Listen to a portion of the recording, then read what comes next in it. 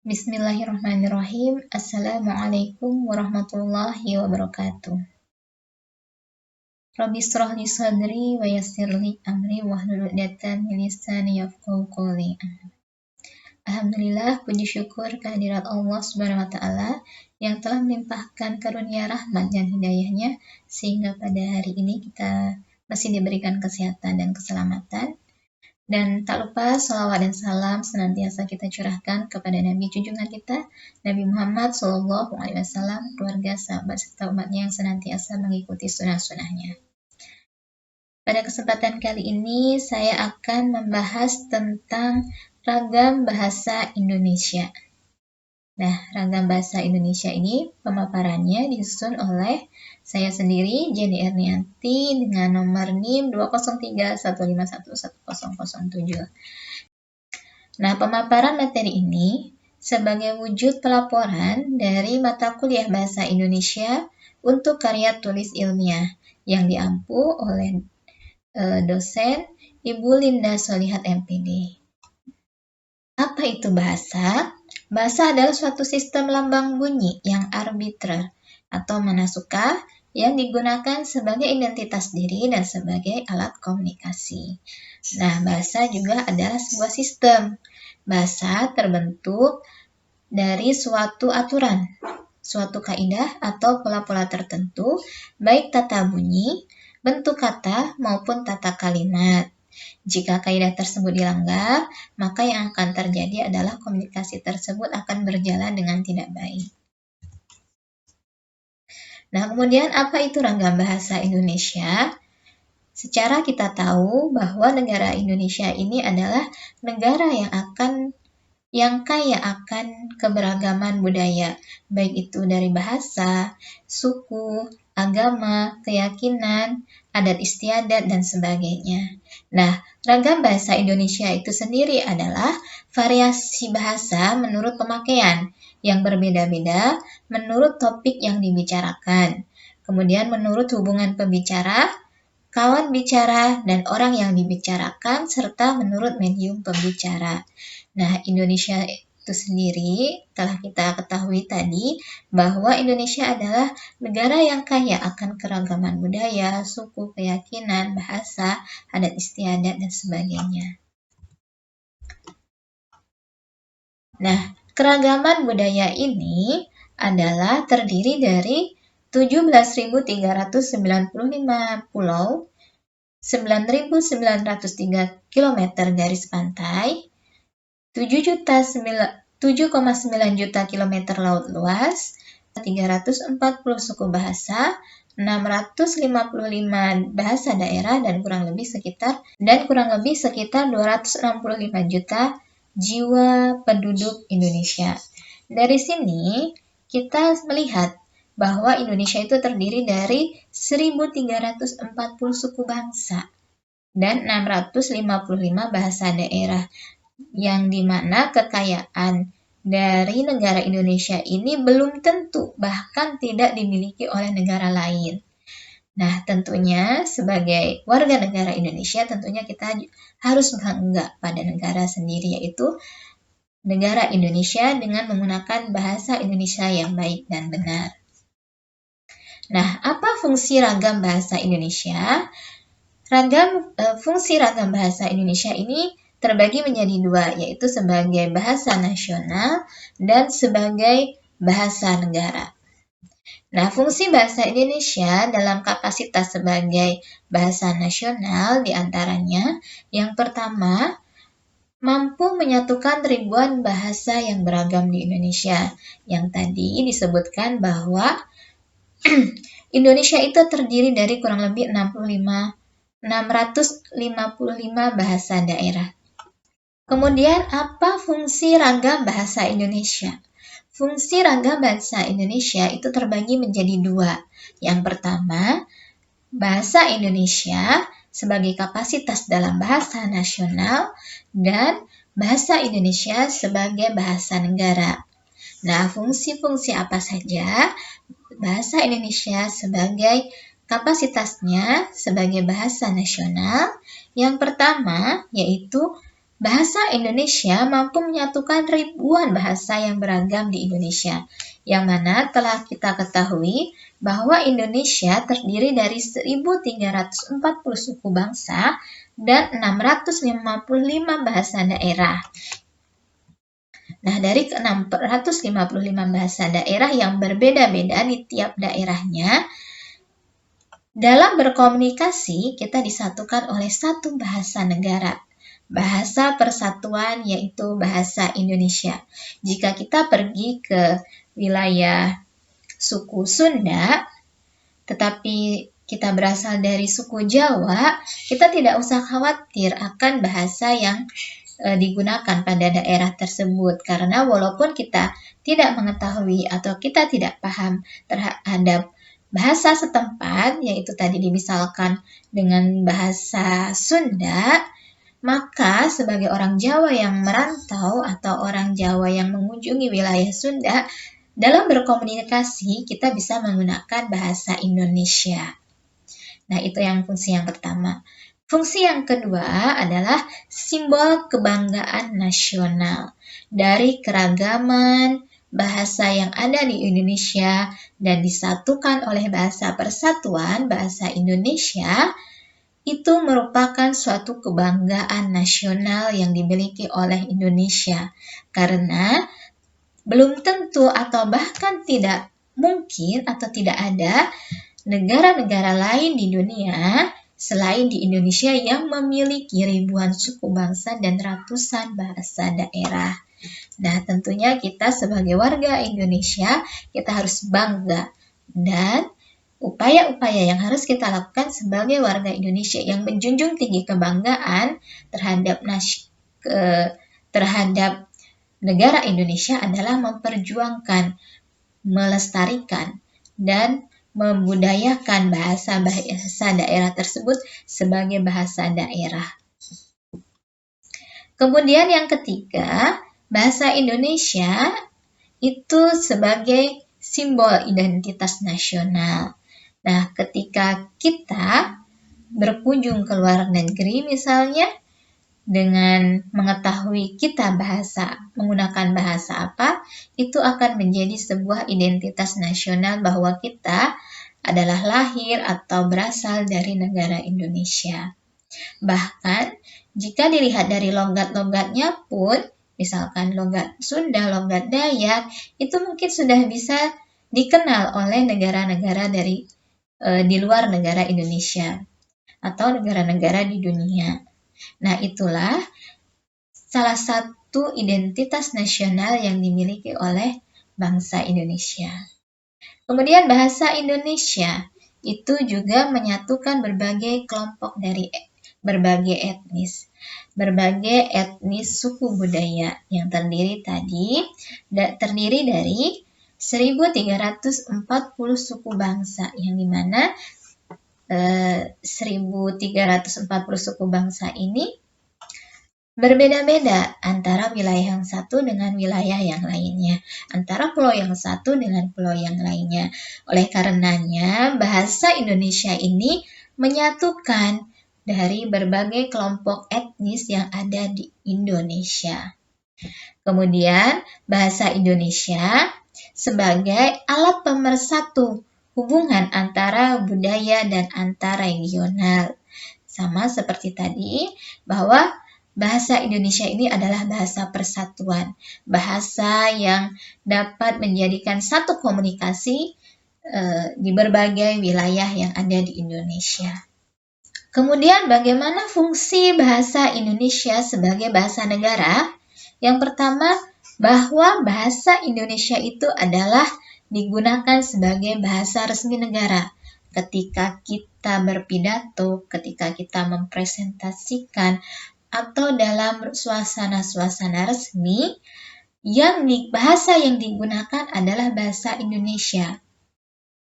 Berbeda lagi, ketika kita dalam situasi non-formal, kita boleh-boleh saja, kita sah-sah saja menggunakan bahasa-bahasa daerah.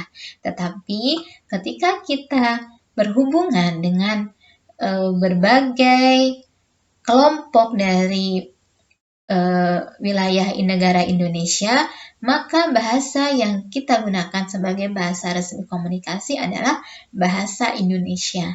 Kemudian, fungsi bahasa Indonesia sebagai bahasa negara adalah sebagai pengantar dalam pendidikan. Sudah tidak heran bahwasanya ketika kita menuntut ilmu baik itu di sekolah ataupun di luar sekolah, bahasa yang sering kita gunakan dalam kegiatan pembelajaran atau dalam pendidikan adalah bahasa Indonesia. Kemudian baru mungkin akan diikuti dengan bahasa-bahasa daerah. Kemudian fungsi yang ketiga adalah sebagai komunikasi di tingkat nasional untuk kepentingan perencanaan pembangunan nasional dan pelaksanaannya. Yang keempat, sebagai budaya dan pengembangan alat-alat ilmu pengetahuan dan teknologi. Itulah fungsi-fungsi dari bahasa Indonesia sebagai bahasa negara. Kemudian ada macam-macam ragam bahasa Indonesia yang mungkin ragam-ragam ini telah kita gunakan dalam keseharian, tetapi kita belum tahu bahwa bahasa ini termasuk dalam kelompok bahasa yang mana gitu. Nah, di sini ada dua. Ragam bahasa Indonesia berdasarkan media dan ragam bahasa Indonesia berdasarkan cara pandang penutur. Nah, dalam ragam bahasa Indonesia berdasarkan media itu terbagi lagi menjadi dua bagian. Yang pertama, ragam bahasa lisan, yang kedua ragam bahasa tulis. Berbeda ya antara ketika kita mengucapkan dan ketika kita menulis. Nah, apa ciri-ciri ragam bahasa lisan? Yang pertama, dalam ragam bahasa lisan itu memerlukan orang kedua atau teman bicara. Seperti saya kali ini sedang berkomunikasi dua arah dengan menggunakan ragam bahasa lisan. Kemudian, ciri ragam bahasa lisan yang kedua adalah tergantung dari situasi, kondisi, ruang, dan waktu. Jadi, mungkin dalam bahasa lisan itu tidak baku karena menyesuaikan dengan situasi dan kondisi. Ketika kita berada di lingkungan yang formal, maka bahasa kita juga harus menggunakan bahasa resmi yang digunakan dalam berkomunikasi. Tetapi ketika kita dalam situasi yang tidak formal atau dalam berbicara atau berkomunikasi dalam keseharian, boleh-boleh saja kita menggunakan bahasa daerah. Kemudian ciri bahasa lisan yang selanjutnya adalah tidak harus memperhatikan unsur gramatikal atau hanya perlu intonasi serta bahasa tubuh saja. Jadi, dalam ragam lisan yang dilihat itu adalah postur tubuh kita atau intonasi dalam bahasa kita. Tidak melihat secara tertulis. Kemudian berlangsung secara cepat atau spontan. Kemudian sering dapat berlangsung tanpa alat bantu karena yang spontan tadi. Kemudian kesalahan dapat langsung dikoreksi. Mungkin ketika saya berbicara pada kesempatan kali ini, mungkin dapat dikoreksi oleh para pendengarnya.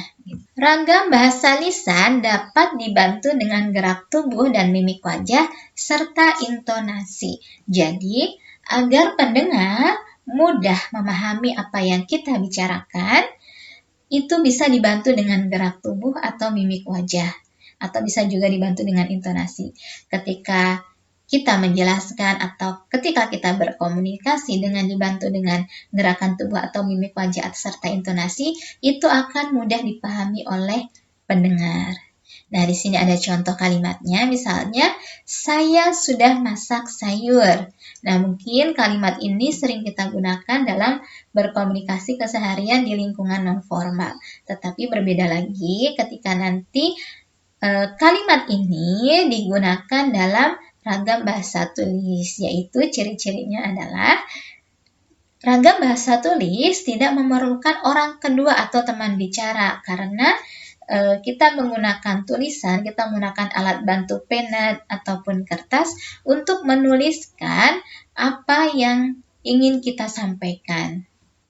Kemudian, ragam ragam bahasa tulis itu tidak tergantung dari kondisi, situasi, atau ruang dan waktu, karena tidak berhubungan dengan orang kedua atau hanya personal saja. Kemudian ciri-ciri ragam bahasa tulis yang lainnya adalah harus memperhatikan unsur gramatikal. Jadi unsur kaidah dalam menulis itu harus diperhatikan, entah itu paragrafnya ataupun tulisannya. Kemudian berlangsung lambat karena hanya sendiri atau hanya personal saja, tidak berkomunikasi dua arah.